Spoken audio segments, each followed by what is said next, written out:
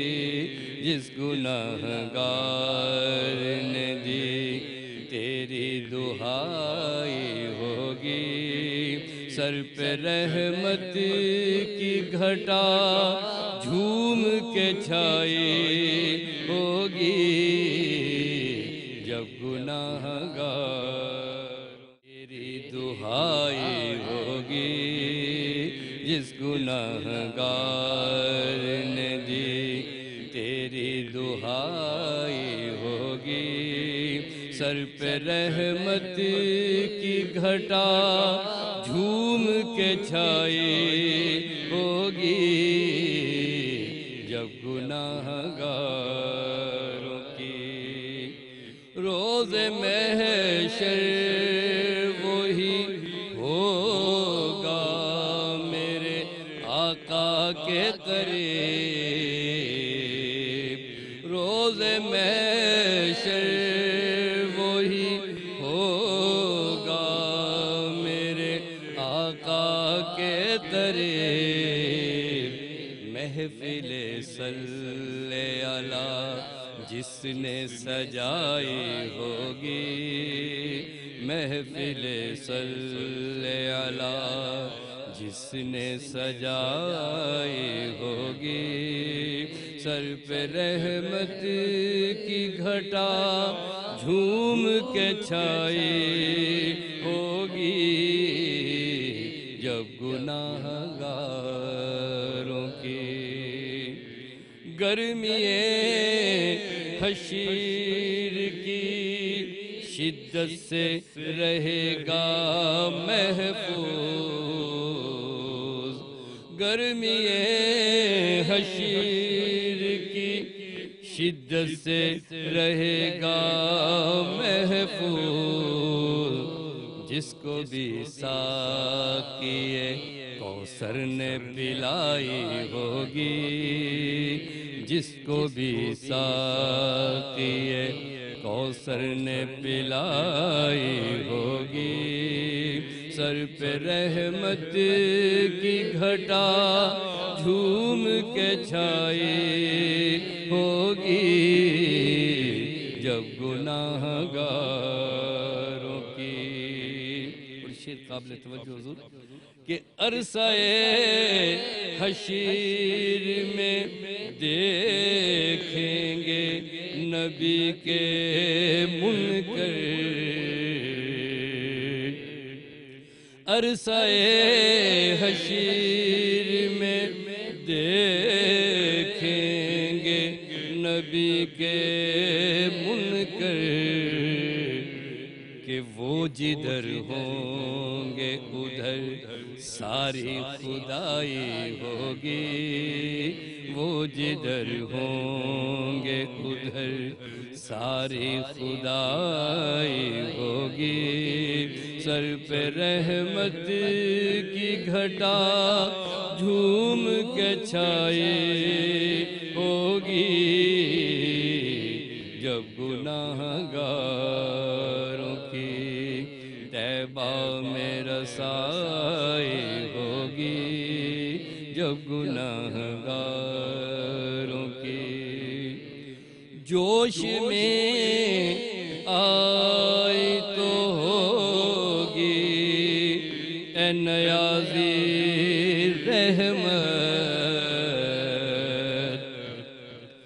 جوش میں آئی تو ہوگی اے نیازی رحمت، تو نے سرکار کی جب نعت سنائی ہوگی، تو نے سرکار کی جب نعت سنائی ہوگی، سر پہ رحمت کی گھٹا جھوم کے چھائی ہوگی، جب گناہگاروں کی طیبہ میں رسائی ہوگی، جب گناہگاروں کی سبحان اللہ، سبحان اللہ، جزاک اللہ۔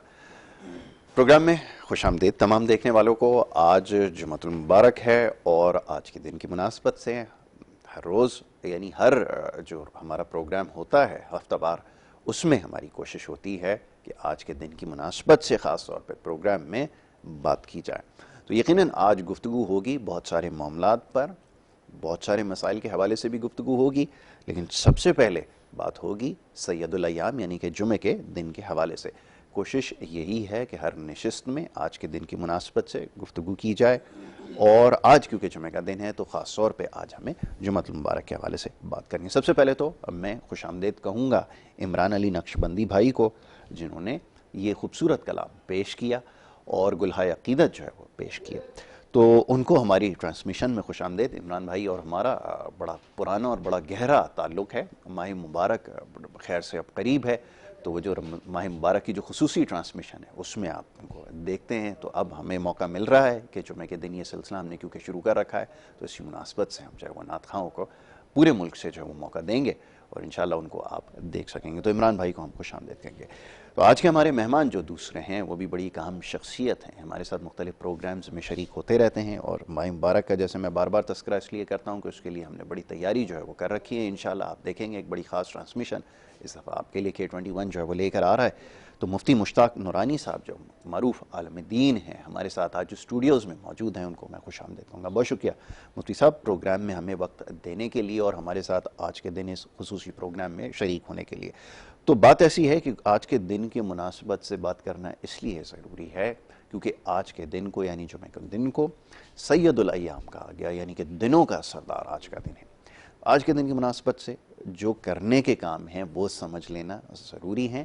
دنیاوی معاملات میں اتنا الجھ کر رہ گئے ہیں کہ آج کے دن کی جو اہمیت ہے اس سے جو ہے اس کے فضائل سے محروم رہ جاتے ہیں. تو شاید علم میں نہ ہو تو آگہی پہنچانا، علم پہنچانا دوسروں تک یہ ہماری ذمہ داری ہے.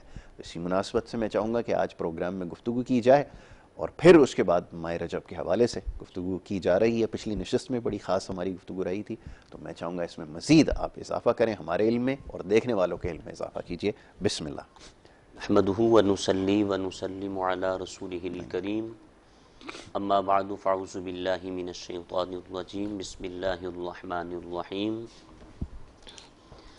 میں مشکور و ممنون ہوں یاسر بھائی کا جنہوں نے ایک مرتبہ پھر مدعو کیا. آج کا دن سید الایام ہے. یاسر بھائی اس دن کی سب سے پہلی خصوصیت یہ ہے، اس سے قبل میں نے یہ بیان نہیں کیا جی اور میری بات الحمدللہ قرآن اور حدیث کی روشنی میں ہوتی ہے. میں ایک ادارے کا شیخ الحدیث ہوں اعظم بستی میں، 100 فٹ روڈ 20 نمبر گلی میں، دارالعلوم ضیاء القرآن سلیمانیہ کا. تو الحمدللہ 5 گھنٹے میں سرکار کی حدیث پڑھاتا ہوں. تو انشاءاللہ ہم سرکار کی حدیث ائمہ کے اقوال کی روشنی میں آپ کے سامنے یہ باتیں رکھتا ہوں اور ذمہ داری کے ساتھ. اس دن کی سب سے پہلی خصوصیت یہ ہے کہ جب جمعۃ المبارک کا دن آتا ہے پورے ہفتے میں بندہ درود پاک پڑھتا ہے، وہ فرشتے لے جاتے ہیں.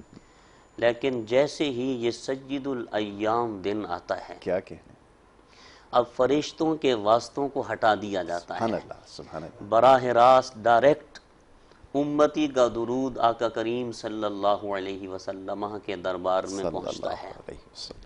صرف پہنچتا نہیں، سنن ابو داود میں نبی پاک صلی اللہ علیہ وسلم کے صحابی نے ہمیں بتایا کہ جب کوئی امتی درود پاک پڑھتا ہے ورد علیہ السلام، شروع میں حدیث یہ ہے ما من احد یسلم علی الا روحی ورد علیہ السلام.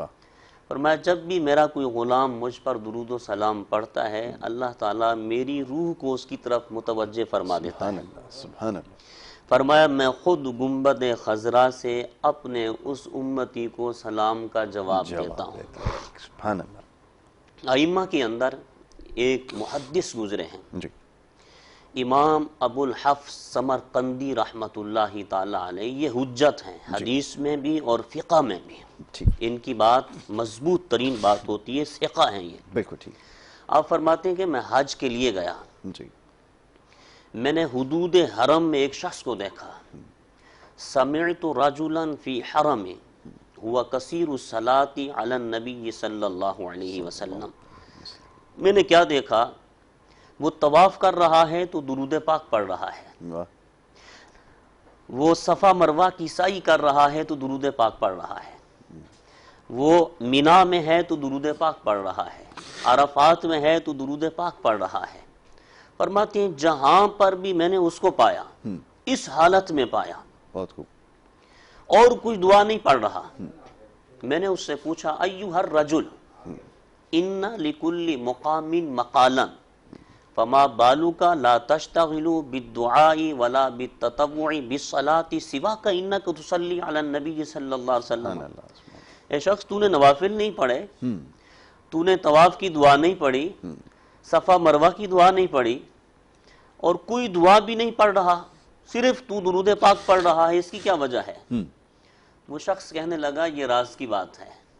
آپ نے فرمایا مجھے بھی بتا دے راز کی بات۔ بالکل۔ وہ شخص کہنے لگا انی خرجت من خراسان حاجا الی ھذا البیت وکان معی والدا، کہنے لگا میں اور میرے والد صاحب حج کے لیے خراسان سے نکلے، جب ہم بیابان جنگل میں پہنچے تو میرے والد صاحب کا جنگل میں انتقال ہو گیا۔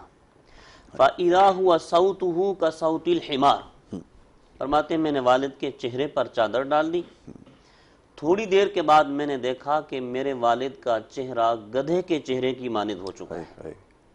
وَتَشَوَّشْتُ لِسَبَبِ ذَلِكَ، کہتے ہیں مجھے بڑی تکلیف پہنچی، ایک تو سفر میں اور جنگل میں، تیسرا والد صاحب کا انتقال ہو گیا، چوتھا چہرہ بگڑ گیا۔ فرماتے ہیں میں رونے لگا، بیٹھ گیا، آنکھ لگی، ایک نورانی چہرے والا آیا، اس نے آ کر چادر کو ہٹایا، میرے والد کے چہرے پہ ید اللہ والے ہاتھ پھیر دیے۔ فرمایا اس نے آ کر مجھے بتایا کہ رونا، غمزدہ نہ ہو، جا اب اپنے والد کے چہرے کو دیکھ۔ کہتے ہیں میں نے جا کر چہرہ دیکھا، فَإِذَا هُوَ كَالْقَمَرِ الطَّالِعِ، فرماتے ہیں خدا کی قسم اس کے بعد جس طرح 14ویں رات کا چاند چمکتا ہے دھمکتا ہے، اس طرح میرے والد کا چہرہ چمکتا دھمکتا نظر آ رہا تھا۔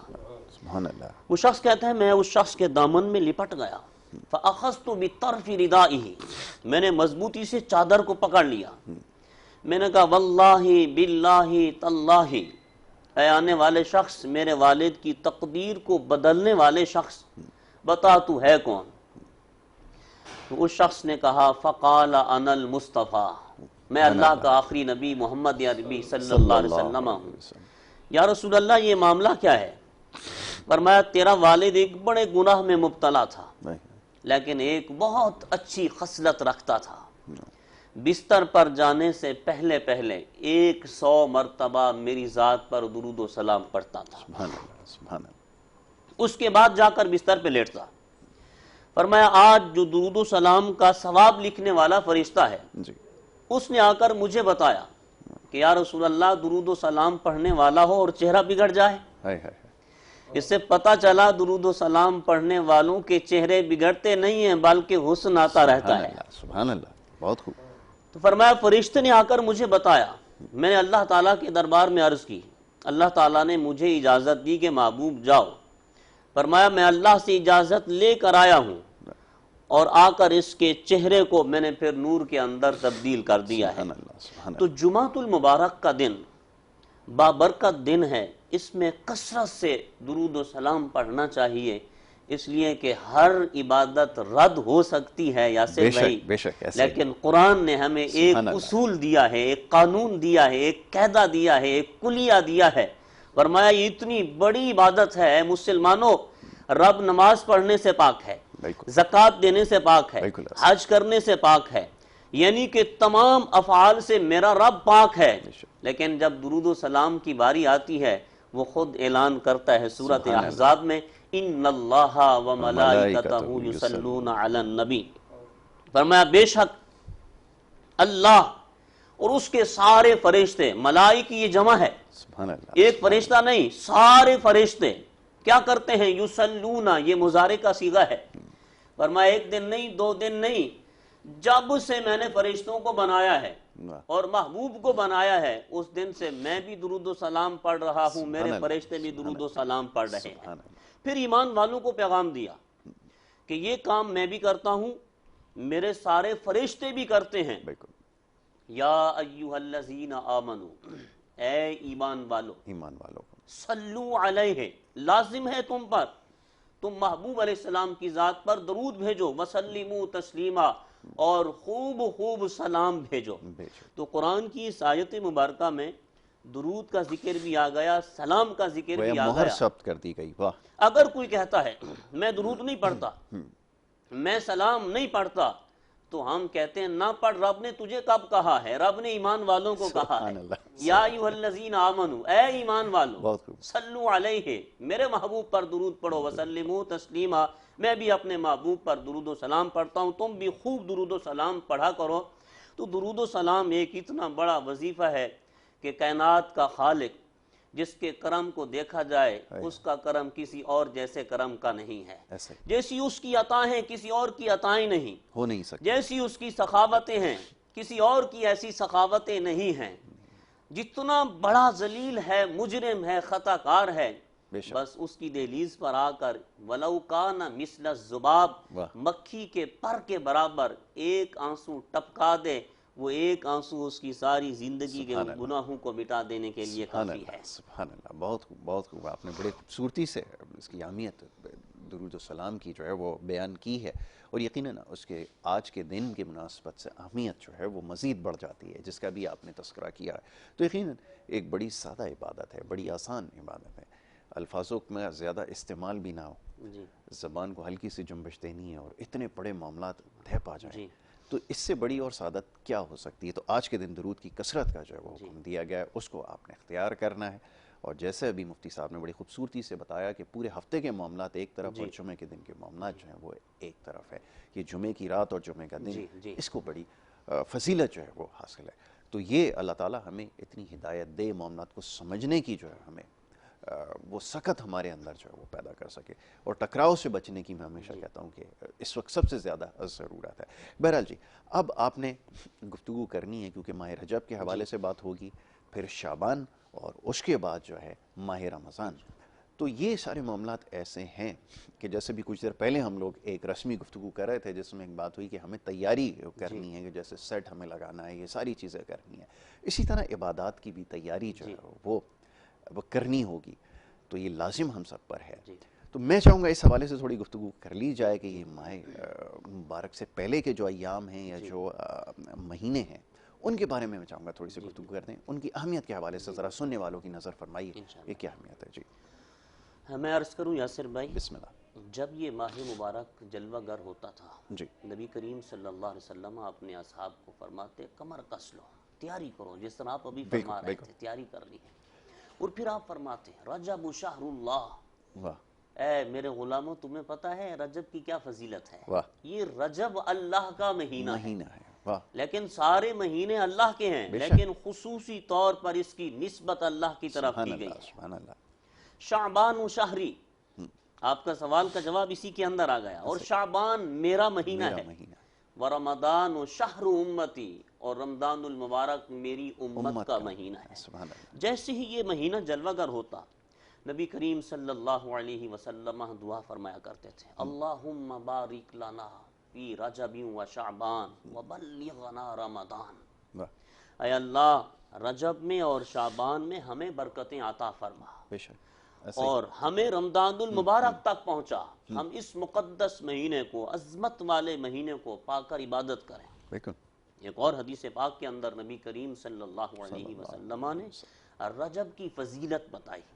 میرے آقا صلی اللہ علیہ وسلم نے ارشاد فرمایا، جو رجب شریف کا ایک روزہ رکھتا ہے اللہ تعالیٰ 3 سال کے روزے رکھنے کا اس کو ثواب عطا فرماتا ہے۔ جو رجب شریف میں 7 روزے رکھتا ہے اللہ تعالیٰ اس کے لیے جہنم کے 7 دروازوں کو بند فرما دیتا ہے۔ جو رجب شریف کے 8 روزے رکھتا ہے اللہ تعالیٰ اس کے لیے جنت کے 8 دروازے کھول دیتا ہے۔ اسی طرح فقہاء اکرام نے ایک بڑا خوبصورت واقعہ لکھا ہے، فقہ کی کتابوں میں، حدیث کی کتابوں میں، سیر کی کتابوں میں۔ حضرت عیسیٰ علیہ السلام کا گزر ہوا ایک نورانی پہاڑ پر، آپ نے دیکھا کہ اس نورانی پہاڑ سے نور جو ہے چھن چھن کر نیچے گر رہا ہے۔ حضرت عیسیٰ علیہ السلام نے اللہ تبارک و تعالیٰ کے دربار میں عرض کی کہ مالک یہ پہاڑ سے نور کیا معاملہ ہے، اس کو شک کر، مجھ پر عیاں کر، میں دیکھوں اندر کیا ہے۔ اللہ تبارک و تعالیٰ نے اس پہاڑ کو شق کیا، دیکھا کہ ایک قد آور انسان اس میں کھڑے ہو کر عبادت کر رہا ہے۔ حضرت عیسیٰ علیہ السلام نے عرض کیا اللہ یہ کون ہے؟ اللہ تبارک و تعالیٰ نے فرمایا عیسیٰ خود ہی چلے جاؤ پوچھ لو۔ بالکل حضرت عیسیٰ علیہ السلام تشریف لے گئے، جا کر اس سے پوچھتے ہیں، اس نے کہا میں موسیٰ علیہ السلام کا امتی ہوں۔ موسیٰ علیہ السلام نے آخری امت کی بڑی فضیلتیں بیان کی، تو میری چاہت تھی، میری خواہش تھی کہ میں آخری امت کے آخری نبی کا دیدار کروں، اور میں نے دعا مانگی، اللہ تعالیٰ نے مجھے حکم دیا کہ اس پہاڑ میں چلے جاؤ، عبادت کرتے رہو۔ تو عیسیٰ علیہ السلام نے فرمایا کہ کتنے سال ہو گئے؟ فرمایا مجھے 600 سال ہو گئے، اس پہاڑ میں عبادت کرتے ہوئے 600 سال ہو گئے ہیں۔ تو حضرت عیسیٰ علیہ السلام نے اللہ تبارک و تعالیٰ کے دربار میں عرض کی مالک اس سے بڑھ کر بھی کوئی افضل شخص ہے کائنات میں جس نے 600 سال اس طرح گزارے، غلط لفظوں کا استعمال نہیں کیا، قدموں سے غلط راستے کی طرف چل کر نہیں گیا، یہ ہاتھ غلط راستے کی طرف اٹھا نہیں ہے۔ یا اللہ 600 سال اس کی عبادت و ریاضت میں گزرے ہیں، کیا اس شخص سے بھی بڑھ کر تیرے دربار میں کوئی افضل و اعلیٰ ہے؟ اللہ تبارک و تعالیٰ نے فرمایا ہاں اے عیسیٰ، آخری جو میرا محبوب آئے گا، نبی آئے گا، اس نبی کی جو امت ہوگی ان غلاموں میں سے کوئی ایک غلام رجب شریف کا ایک روزہ رکھ لے گا، وہ اس شخص سے افضل بن جائے گا۔ تو خود اندازہ لگائیں کہ اس ماہ مبارک میں جو بندہ ایک روزہ رکھتا ہے اللہ تبارک و تعالیٰ اس کو 600 سال کی عبادت سے بھی زیادہ ثواب عطا فرماتا ہے۔ اور رجب شریف کی دوسری خصوصیت یہ ہے، ضرور بیان کیجئے، جس طرح حضرت خواجہ معین الدین چشتی اجمیری رضی اللہ تعالی عنہ، کل چھٹی شریف تھی، آج 7 رجب المرجب ہے۔ یاد رکھیں صوفیہ کا ایک بہت بڑا کردار ہے دین کے معاملے میں۔ اگر ہم معائنہ کرنا چاہیں، ہم دیکھنا چاہیں تو آج مزارات جو ہے وہ ہمیں نظر آتی ہیں۔ عام قبرستان میں آپ چلے جائیں، دنیا کے بڑے بڑے بادشاہ ہیں، لیکن ان کی قبروں پر آپ کو قرآن پڑھنے والا کوئی نظر نہیں آئے گا۔ لیکن اسی کے مد مقابل یاسر بھائی آپ حضرت عبداللہ شاہ غازی رحمۃ اللہ تعالی علیہ کے مزار پہ چلے جائیں، آپ کو ہجوم عاشقاں نظر آئے گا۔ اس لیے اقبال نے کہا تھا ارے میں خسارو سویرے سویرے، خرافات کے ارد گرد پھیرے بپھیرے، کبھی اس طرف بھی آ کر تو دیکھو بڑی رونقیں ہیں فقیروں کے ڈیرے۔ انہوں نے سادہ زندگی گزاری، انہوں نے اپنے اوپر دین کو نافذ کیا، سرکار کی سیرت کو نافذ کیا، اپنی جان کی پرواہ نہیں کی، گلی کوچوں میں جا کر اللہ کے رسول صلی اللہ علیہ وسلم کا پیغام پہنچایا، اور اللہ تعالیٰ نے لوگوں کے دلوں میں اتنی محبتیں ڈال دی۔ یہ بھی قرآن ہمیں بتاتا ہے ان الذین آمنوا وعملوا الصالحات سیجعل لهم الرحمن ودا، فرمایا وہ لوگ جو ایمان لائے، اچھے اعمال کرتے رہے، فرمایا اللہ ان کی محبت لوگوں کے دلوں میں پیدا فرما دیتا ہے۔ یہی محبت ہے، وہ اللہ کے محبوب بندے ہیں۔ آج لوگ جاتے ہیں قرآن پاک کی تلاوت کرتے ہیں، فاتحہ شریف پڑھتے ہیں، دعائیں مانگتے ہیں، منتیں مانتے ہیں، اللہ تعالیٰ اپنے محبوب بندوں کے صدقے ان کی دعاؤں کو رد نہیں فرماتا۔ تو حضرت خواجہ معین الدین چشتی اجمیری رحمۃ اللہ تعالی علیہ، بچپن میں آپ کے والد صاحب کا انتقال ہو گیا، 12 سال کی عمر تھی آپ کی، وراثت میں آپ کو ایک باغ ملا، انگوروں کا باغ تھا، آپ اس کی رکھوالی کر رہے تھے، ایک قلندر آیا، اور میں یہاں صوفیہ کی زبان میں کہنا چاہوں گا قلندر کس کو کہتے ہیں؟ یا پھر بھی قلندر اس کو کہتے ہیں جو ہاتھ سے پکڑ کر گنبد خضرا پہ پہنچا دے، جو نگاہ ڈال کر جو ٹوٹا ہوا کنیکشن ہے وہ اللہ رسول سے جوڑ دے، اس کو قلندر کہا جاتا ہے۔ وہ ایک قلندر آیا، ایک صوفی آیا، ایک اللہ والا آیا جو راتوں کو جاگ جاگ کر رب کو راضی کرنے والا تھا۔ اس نے نگاہ ڈالی خواجہ معین الدین چشتی اجمیری رحمۃ اللہ تعالی علیہ کے چہرے پر، اور اس لیے میرے آقا صلی اللہ علیہ وسلم نے فرمایا تھا اتقو فراست المؤمن فإنه ينظر بنور اللہ، فرمایا مومن کی فراست سے ڈرا کرو، وہ جب بھی دیکھتا ہے آنکھیں تو اس کی ہوتی ہیں نور رب ذوالجلال کا ہوتا ہے۔ سبحان اللہ سبحان اللہ۔ جب اس نے دیکھا پرکھا، اس نے کہا یہ اس لیے تو نہیں بنایا گیا، اس لیے تو نہیں پیدا کیا گیا کہ یہ باغ کی رکھوالی کرے، اللہ تعالیٰ نے اس کے جو بنایا ہے، اس کو جو پیدا کیا ہے، دنیا میں بھیجا ہے، لوگوں کے دلوں کی رکھوالی کرنے کے لیے بھیجا ہے۔ سبحان اللہ۔ خواجہ معین الدین چشتی اجمیری رحمۃ اللہ تعالیٰ علیہ خاندانی سید ہیں، اور سید کے بارے میں امام اہل سنت نے فرمایا تیری نسل پاک میں ہے بچہ بچہ نور کا، تو ہے عین نور تیرا سب گھرانہ نور کا۔ اس قلندر کو نظر آ گیا۔ سید کی سب سے بڑی پہچان یہ ہے یاسر بھائی کہ سید کا چہرہ خود بخود چمکتا ہوا نظر آئے گا، کیونکہ مصطفیٰ کا خون ہے۔ بے شک ہے۔ تو اس قلندر نے آ کر سلام کیا، خواجہ معین الدین چشتی اجمیری رحمۃ اللہ تعالی علیہ نے جواب دیا، آپ گئے انگور توڑ کر لائے، دھو کر پلیٹ میں ادب کے ساتھ پیش کیے۔ اس قلندر نے 2 انگور منہ میں ڈالے، اندر خوش ہوا، تو قلندر نے کہا اب اس کو خوش کرنا ہے۔ قلندر نے نگاہ ڈالی، جب نگاہ ڈالی اللہ کے ولی کی نگاہوں کے اندر بجلیاں ہوتی ہیں۔ وجہ کیا ہے؟ صوفیہ کہتے ہیں یا فتن درجۃ المحبین رفیعۃ لیس فوقها درجۃ ان المحبین شق لهم عن قلوبهم فابصروا بنور القلب الى اللہ۔ یہ صوفیہ کا کلام ہے عربی زبان کے اندر۔ آپ فرماتے ہیں قلندر کا مقام یہ ہے اللہ تعالیٰ دل کے اندر ایک آنکھ پیدا فرما دیتا ہے، سبحان اللہ۔ وہ دل کی آنکھ سے پوری دنیا کو دیکھتا رہتا ہے، صرف دنیا کو نہیں دیکھتا، کبھی رب کے جلوے دیکھتا ہے، کبھی گنبد خضرا والے کے جلوے دیکھتا رہتا ہے۔ اس قلندر نے دیکھا۔ جی اچھا مفتی صاحب، قطع کلامی کی معذرت، ایک بریک کے لیے چھوٹا سا کہا جا رہا ہے، ایک چھوٹی سی بریک ہم نے لینی ہے، اور بریک کے بعد یہ جو سلسلہ ہے گفتگو کا یہ جاری رہے گا۔ تو ایک چھوٹی سی بریک کی طرف جا رہے ہیں، اور بریک سے جب واپس آئیں گے تو یہ گفتگو کا سلسلہ جاری رکھیں گے۔ آپ دیکھتے رہیں گڈ مارننگ کراچی۔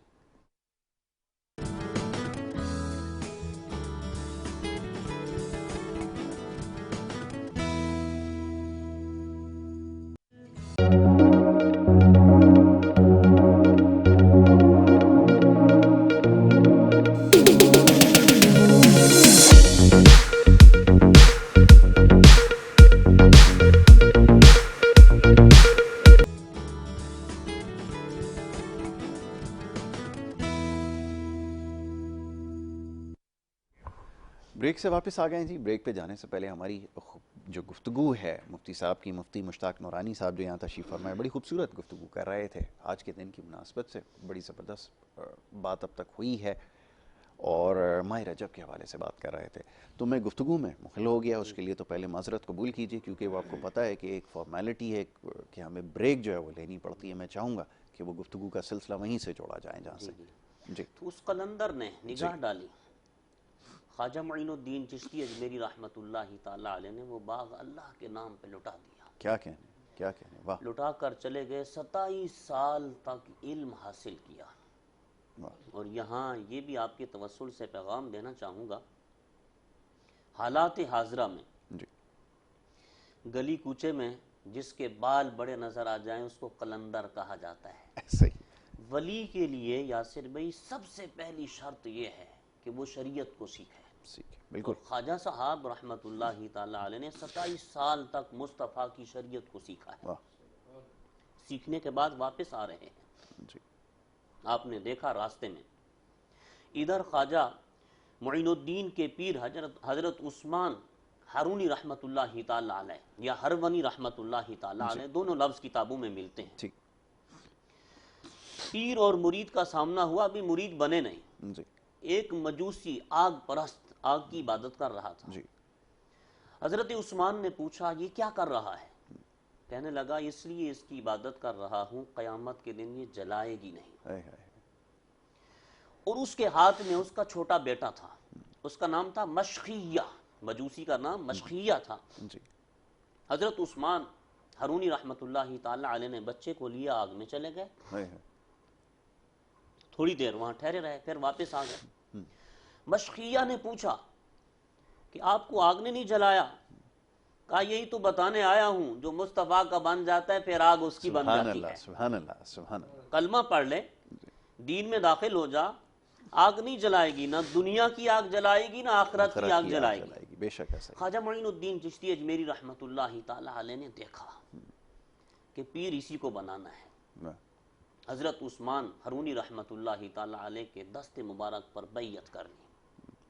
خواجہ معین الدین چشتی اجمیری نے، آپ نے بیعت کرنے کے بعد بال کاٹے، چشتیہ سلسلہ کے اندر یہ ہے، بال تھوڑے سے کاٹے جاتے ہیں، کاٹ کر ان کا صدقہ کیا۔ پیر صاحب نے ہاتھ سے پکڑا، اللہ تبارک و تعالیٰ کے گھر میں لے گئے، کعبہ شریف کے سامنے کھڑا کیا خواجہ معین الدین چشتی اجمیری کو، آسمان کی طرف نگاہ اٹھائی، عرض کرنے لگے یا اللہ مجھے آج تک فکر تھی کہ قیامت کے دن اگر اللہ تعالیٰ نے میرے سے پوچھ لیا عثمان میرے دربار میں کیا لایا ہے، پہلے میں فکر مند تھا، سوچتا تھا، لیکن اب معین الدین چشتی اجمیری میرا مرید بن گیا ہے، قیامت کے دن تیری ذات نے میرے سے سوال کیا تو میں عرض کروں گا یا اللہ تیرے دربار میں معین الدین اجمیری لے کر آیا ہوں۔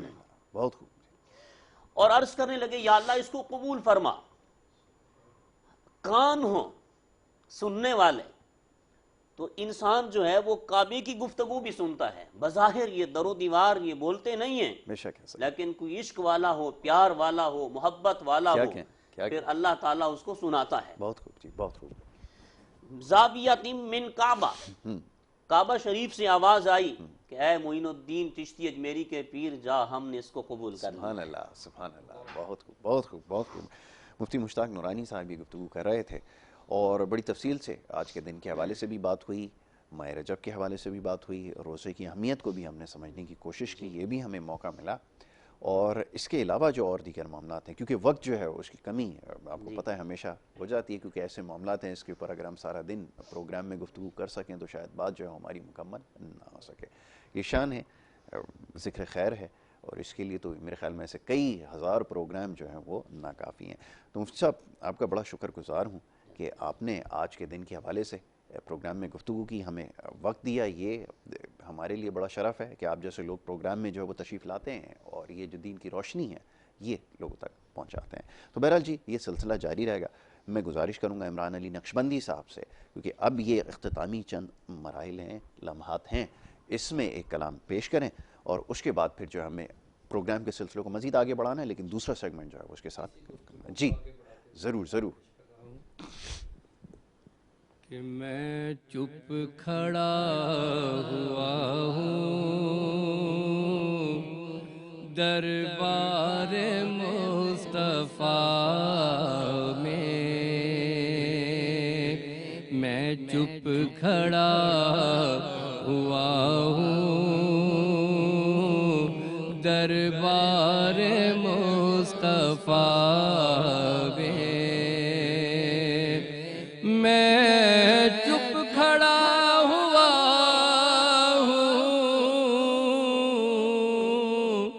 دربار مصطفیٰ میں، آنکھوں سے بولتا ہوں دربار مصطفیٰ میں، آنکھوں سے بولتا ہوں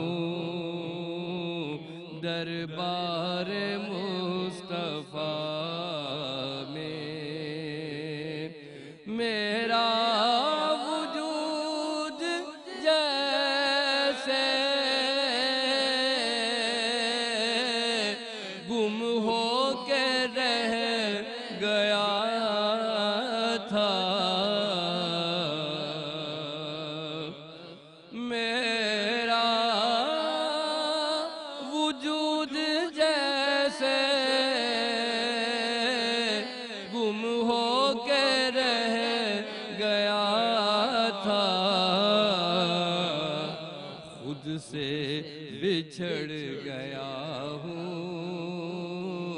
دربار مصطفیٰ میں، آنکھوں سے بولتا ہوں دربار مصطفیٰ میں، کیا ابھی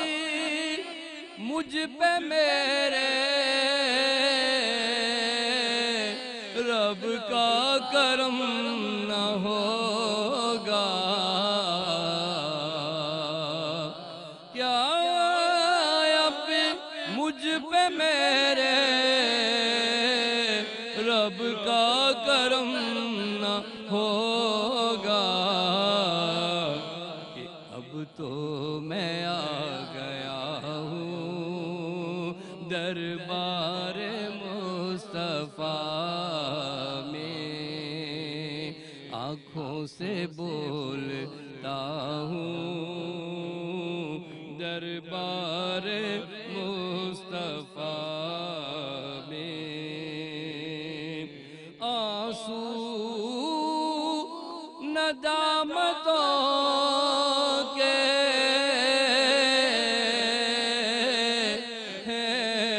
چشم تر سے جاری آنسو ندامتوں کے چشم تر سے جاری چھپ چھپ کے رو رہا ہوں دربار مصطفیٰ میں آنکھوں سے بولتا ہوں دربار مصطفیٰ میں اللہ میری قسمت برسات رحمتوں کی اللہ میری قسمت برسات رحمتوں کی آنکھوں سے دیکھتا ہوں دربار مصطفیٰ میں آنکھوں سے دیکھتا ہوں دربار مصطفیٰ